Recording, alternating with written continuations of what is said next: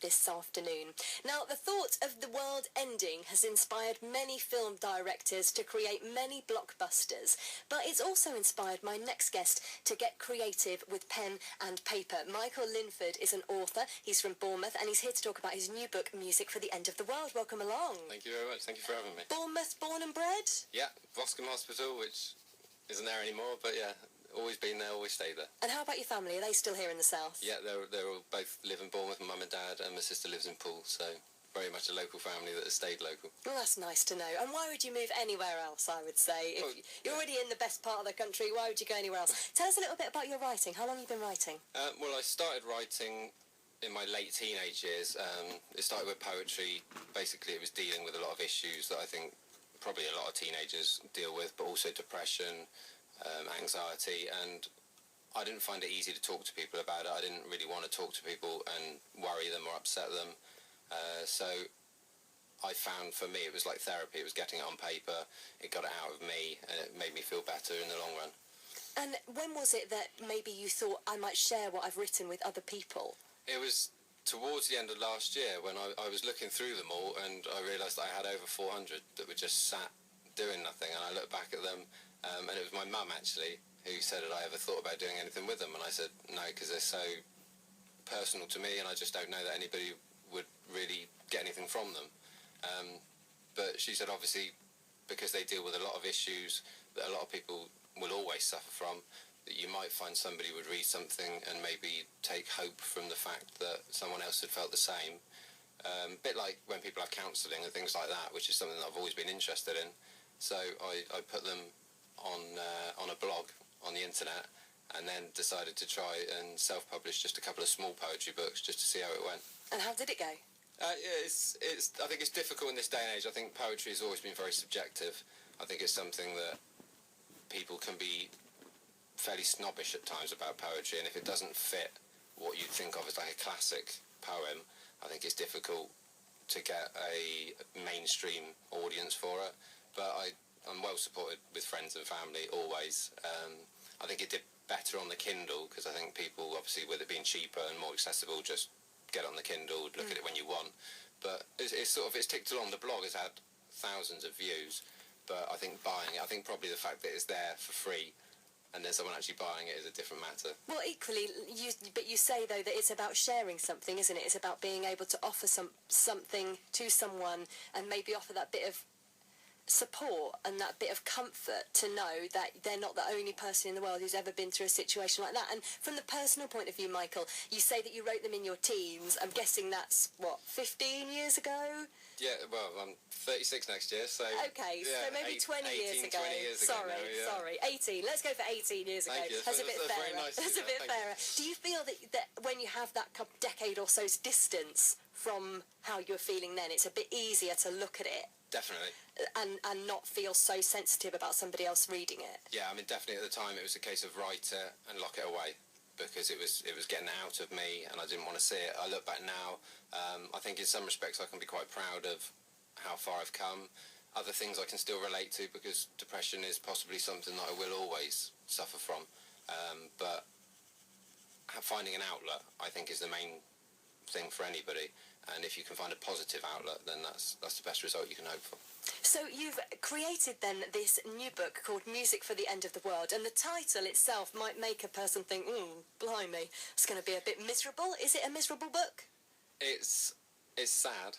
It will make people cry, yeah. I could lie and say it's the funniest book you'll ever read, but no, it's very heavily emotive. I didn't want... my writing has never been disingenuous. I want my writing to always be honest, and as much of me goes into it as I possibly can. And I'm a romantic. I've got dark parts of me, as I've said already. But overall, the story really is to make people get to the end of the book, and maybe if it can make them positively change something in their life, then that's really the idea. So how does the book lay out then? Because I think this main character, he's got 20 songs, so he's got time to listen to 20 songs, hasn't he, before the end of the world? Yeah, it's basically he sits on Parliament Hill in London, And the idea, because the original working title was just 2012, which was 20 songs, 12 memorable months. So he looks back over, starting at January, over a memorable month from his lifetime. So it does skip backwards and forwards in year and obviously his age. But there was 20 songs that he'd listened to whilst he was thinking that and essentially watching the end of the world. Do you know, it's fascinating to hear how people, or to see how people understand and compute that question differently. What would be your song before the end of the world? Some people choose a song that reminds them of a loved one that they've lost because they feel that they'll join them again soon. Some people kind of take it literally and maybe a bit tongue-in-cheek and choose something like Bat Out of Hell or Air That I Breathe or something like that. And it's amazing, isn't it, to think that one question can mean so many different things to so many different people. Yeah, it's a lot of the people that have done lists have said what a cathartic experience it was, because it's made them look at their entire life. I have had people that literally have appeared to come up with just 20 songs off the top of their head. Some people said 20 was far too many. Some people said 20 wasn't near enough. When I started, I think I had 144 songs. Are you quite musical anyway, though? Yeah, music is my main passion. Music and human emotion, are really my two main passions in life. So music for me has always been something that I've found very difficult to whittle down to favourite album, favourite band. That's my worst question, that is. You know, you haven't been, faced with the prospect of the end of the world, but you have worked in an environment where people are coming to the end of their lives, haven't you? Yeah, I've worked in care for nearly 9 years now. And care for elderly people, geriatric care? Yeah.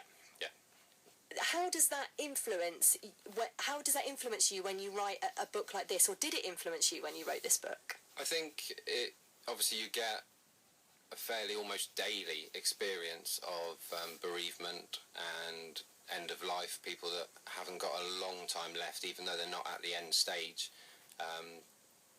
It becomes more natural to deal with.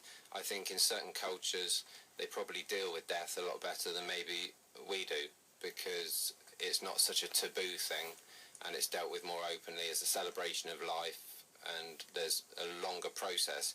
I've always felt here that you have someone that dies and then you have the funeral and then it's right, sort of the British stiff upper lip, now get on with your life. And I think maybe the speed in which everything's dealt with possibly stops people grieving to the extent that they should do, so then they suffer later on. And it's from seeing so much in care, I think it's enabled me to have a broader outlook over end of life and see that there is such a human side to it rather than just the medical side. What do you hope that people will gain from reading the book? I hope they'll like it. I hope they won't find too many mistakes. Overall, I would like people... each chapter has a question or a couple of questions which it directly relates to the chapter, but is asking the reader a question. And in a sense, it's kind of subconsciously putting them in the position of the person for that chapter, and maybe towards the end of the book, it will make them reevaluate certain things. I think we could all do things better, we could all be nicer. Oh, this is the time of year when people completely lose the plot, is it not? Yeah, yeah, you can just see that outside in the with all the cars and the horns and people walking around everywhere, yeah. I think hopefully people would look at it, take something positive out of it, although it is very sad, and I'm hoping it speaks to the heart, and maybe people would think, I haven't spoken to that person in a while, I haven't visited that person in a while, because really life's too short, and that's kind of the point, really. Well, it's really great to meet you, and thank you very much for coming in to talk about your book. Thank you very much for having me. It's quite overwhelming to be asked to do something like this, so it's an honour. Thank you. Well, it's probably made more overwhelming by the astonishing amount of tinsel in this studio. So I don't think I've done you any favours there. Michael Linford is an author from Bournemouth, and he joined you this afternoon on BBC Radio Solent. His book is called Music for the End of the World, and you're getting in touch talking about the one song you would pick if you only had one song left. What would it be? And you've been getting in touch on the text. Anonymous on the text. Do put your name on so I can give you a little shout out. Says, I Left My Heart in San Francisco by Julie London. Just a lovely song. I would never tire of listening to it. Vicky in Totton has been in touch. She says, afternoon, Katie. My song would be Spirit in the Sky, as it's a good one for a send-off. Thanks for being part of it. Solent and your message 81333.